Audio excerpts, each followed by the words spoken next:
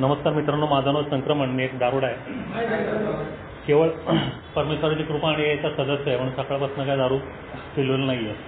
27 November 2014 तिथून सुरुवात झाली आणि देवाची कृपा आहे की परत मागं वळून पाहावं लागलं नाही. मागं वळून पाहावं लागलं नाही म्हणजे पुन्हा दारूकडे जावं लागलं नाही. तसं मागं वळून मला पाहावं लागलं, स्वतःच्या भूतकाळात डोकावं लागलं, आढावा घ्यावा लागला. नेमकं माझ्या बाबतीत काय घडत होतं, मी वारंवार दारू पित होतो. मौज मजा म्हणून सुरुवात केलेली दारू थ्रिल म्हणून, किंवा मी कुठलीही गोष्ट करू शकतो, कुठलंही वेतन करू शकतो आणि मला कोणी चॅलेंज केलं की मी मागे हटत नाही, असं काहीतरी होतं. आणि मग त्या मौजमजेची सवयीत झालेलं रूपांतर, सवयीचं आसक्ती, हा सगळा तो माझा प्रवास आहे, जसा आपलं सगळ्यांचं झालं तसं. आणि वारंवार त्याच गोष्टी व्हायच्या. माझ्या मद्यपानामुळे जो सुरुवातीला मला आनंद मिळायचा तो आनंद आता काही मिळत नव्हता. ते आनंदाचे उत्साहाचे क्षण किंवा उत्स्फूर्त गाडी चालवणं वगैरे जे काय पोहणं, इतरांच्यावर मिक्सअप होणं, हे हळूहळू आता बंद व्हायला लागलं होतं. आता मग त्याचं उलटं इफेक्ट व्हायला लागला. मी आयसोलेटेड व्हायला लागलो. मला जीवनाचा आनंद घेता येणं, असं सगळं ते रिव्हर्स गिअर पडला होता. मी थोडक्यात दारूने माझ्यावरती आक्रमण केलेलं होतं. अशा एका मी टप्प्यामध्ये अडकलो होतो. आणि असं करता करता जून 2012 माझं पहिलं हॉस्पिटलायझेशन झालं, मेजर हॉस्पिटलायझेशन. माझं HB जो 4.5-5 इतक्या लेवलपर्यंत खाली आलं होतं, जे नॉर्मली आपलं 14पर्यंत असायला पाहिजे पुरुषांचं, आणि महिलांचं मला वाटतं 11 काहीतरी आहे. ते वैद्यकीय याच्यात जायला नको, पण माझी प्रकृती अशा पद्धतीने खालावली होती. माझ्या लिव्हरला बऱ्यापैकी मार लागला होता आणि 8 दिवस मी हॉस्पिटलमध्ये होतो.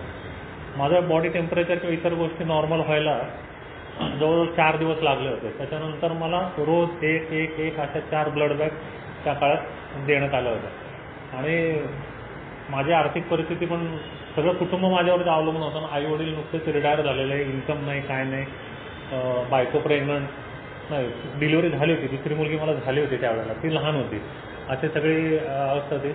माझा भाऊ माझ्याबरोबर राहत होता, त्याच्या कुटुंबाची जबाबदारी म्हणा किंवा जे काय आहे ते सगळं तो एक भार होता एकंदरीत. आणि जी मी नोकरी पत्करलेली होती, आधीची कंपनी बंद पडली होती आणि इथे मी कमी पगारामध्ये कामाला लागलो होतो. असे सगळे ते चक्रव्यूहात मी अडकलो होतो. आणि ह्या सगळ्या गोष्टीपासून सुटका म्हणजे दारू असा एक भाग होता. दारू माझी वाढत गेली आणि जून 2012ला काही माझ्याकडे पर्याय राहिलाच नव्हता. हॉस्पिटलमध्ये ॲडमिट व्हावं लागलं. डॉक्टर म्हणले, हा माणूस गाडीवरती कसं काय फिरतोय, आतापर्यंत खाली पडून मारायला पाहिजे होतं, इतकं त्याच्या हाऊसचं बेकार झालं. आणि माझ्या बायकोला ते म्हणाले की तुम्ही या क्षेत्रामध्ये लॅब टेक्निशियन वगैरे, तुमच्या कसं लक्षात आलं नाही, तुम्ही तर आधीच हे करायला पाहिजे, असं डॉक्टर म्हणाले होते, ते सर तिला म्हणाले होते. झालं, मग मी मनावर ते घेतलं. आता मग तब्येत चांगली करायची, मग काय म्हणतात ना, आरंभशूर दारुडा, तसं मी सुरुवात केली. आता म्हटलं कुठलंच व्यसन करायचं नाही. मग कानाला खडा. हॉस्पिटलमध्ये मला गायछाप वगैरे खायला मिळाली नव्हती. सिगरेट पण तिथे काय संबंध येत होता हॉस्पिटलमध्ये, ते राहिलं.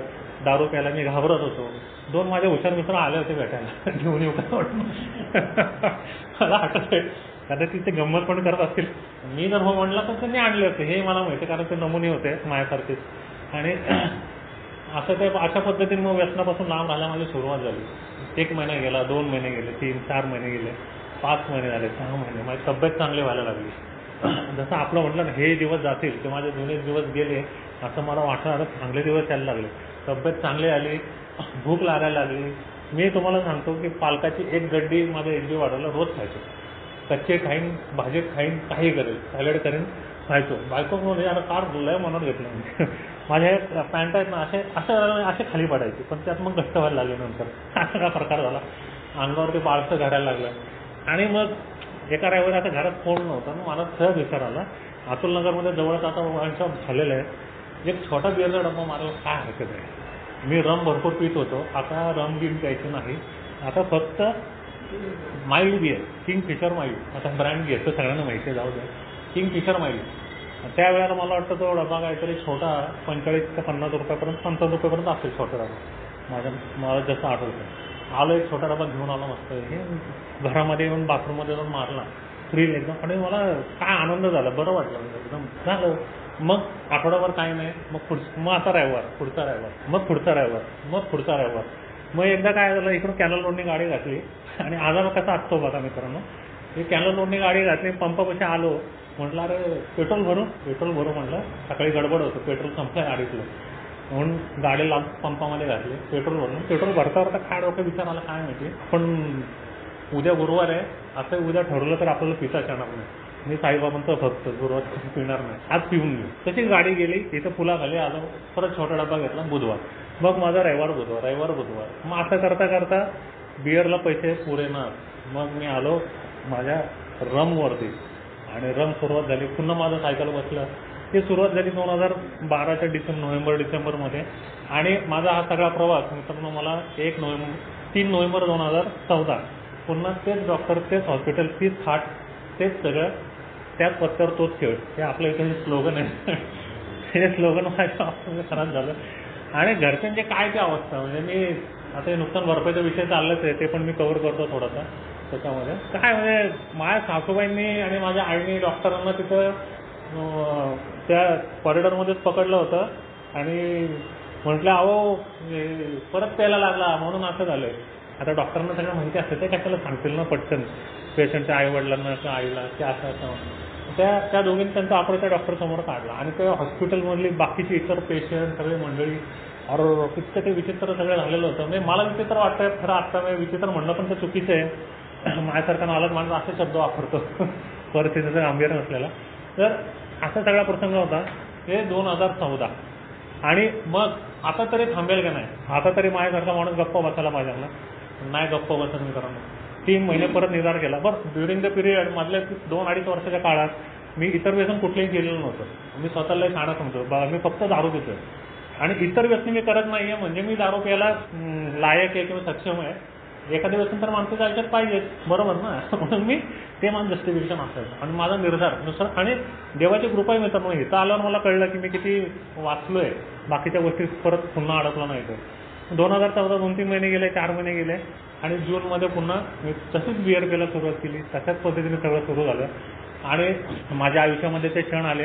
तर ह्या मधल्या काळामध्ये काय घडत होतं, आदनमधनं घरामध्ये भांडणं होणं, मला बायको न आवडणं, बायकोनी मला जवळ न करणं, माझे आणि माझ्या पत्नीचे संबंध आहेत ना अतिशय दुरावले गेले होते.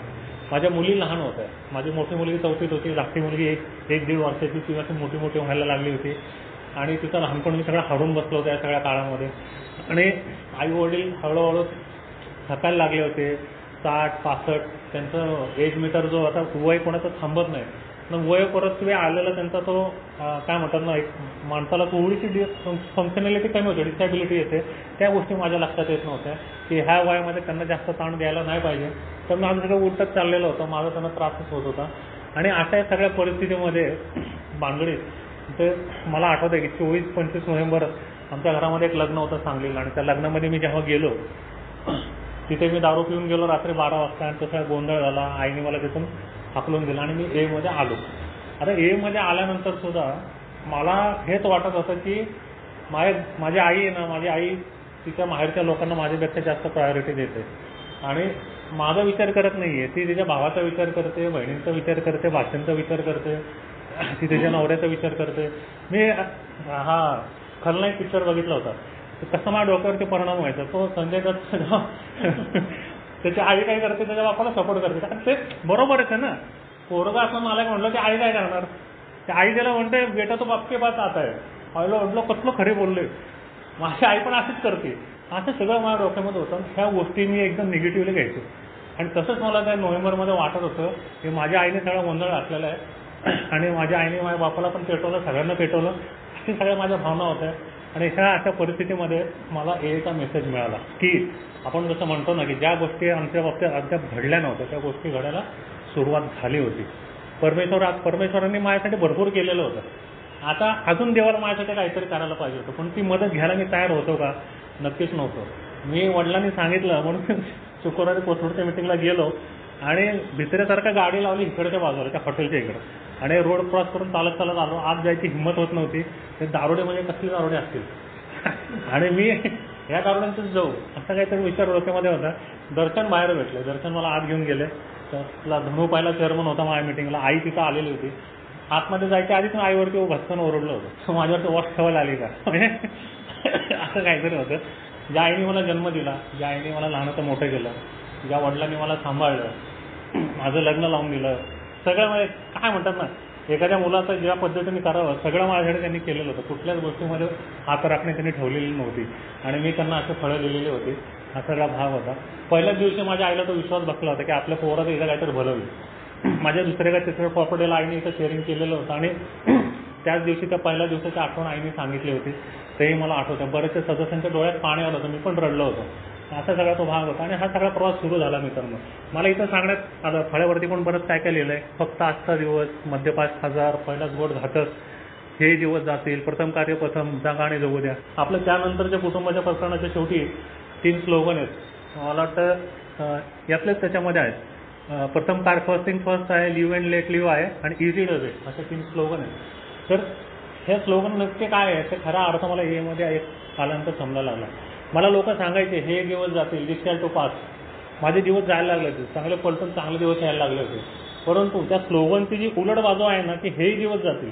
मी जर माझ्या रिकव्हरीमध्ये मेहनत केली नाही, कष्ट घेतलं नाही, कार्यक्रमाचं आचरण केलं नाही तर हे पण दिवस जाणार आहेत.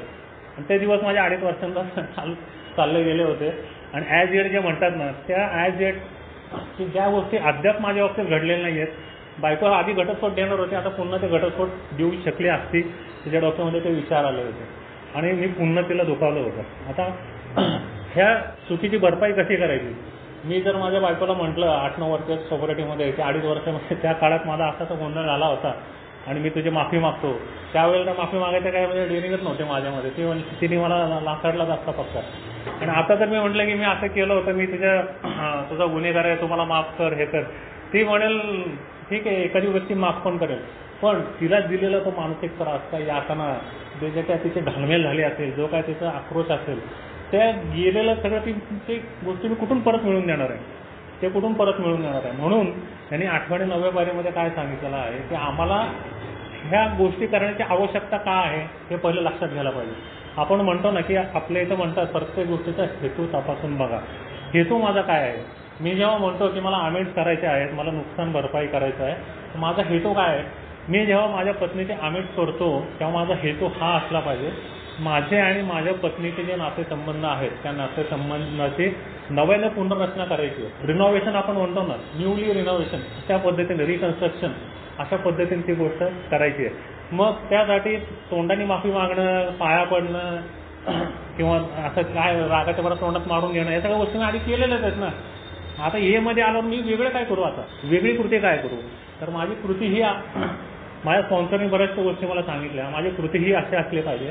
पहिले छोट्या छोट्या गोष्टी मित्रांनो, माझ्यासारख्या दारोड्यासाठी फार कठीण गोष्टी आहेत. घरामध्ये वेळ देणं, घरातली कामं करणं, घरातल्या काही जबाबदारी घेणं, मुलांच्या फिया वेळेत भरणं, बायकोच्या तब्येतीची विचारपूस करणं, त्याच्यामध्ये छोटे छोटे काही बदल होत असतात.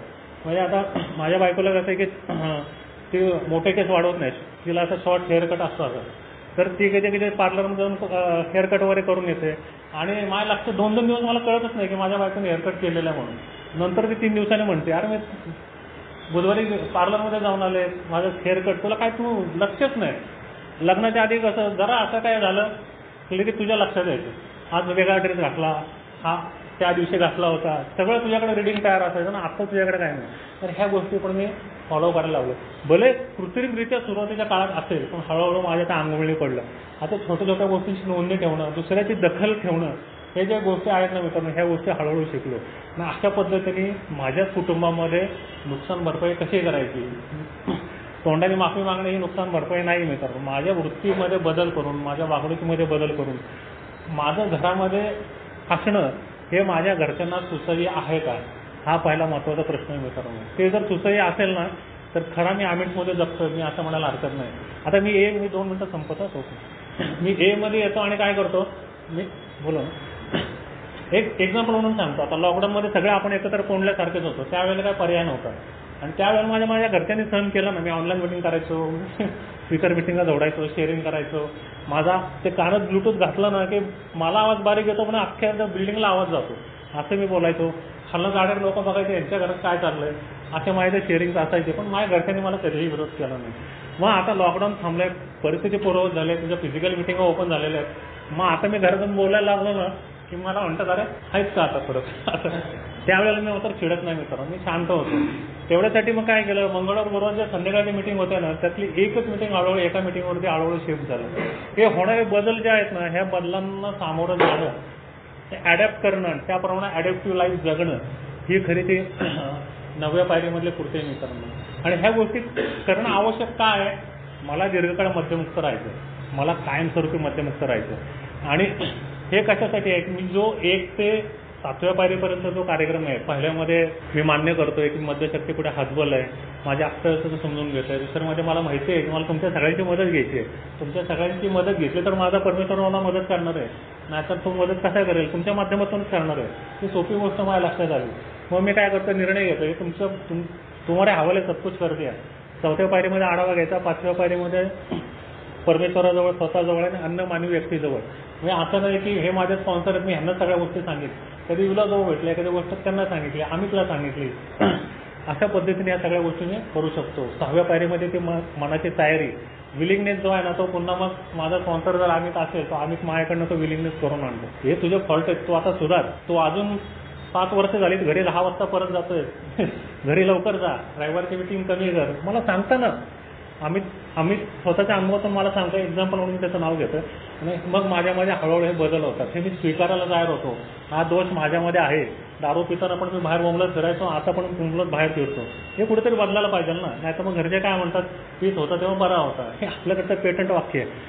सगळ्यांनी बऱ्यापैकी सगळ्यांनी हे वाक्य ऐकलेलं आहे, ह्याच्यात काही नवीन नाही आहे. असा सगळा तो भाग असतो.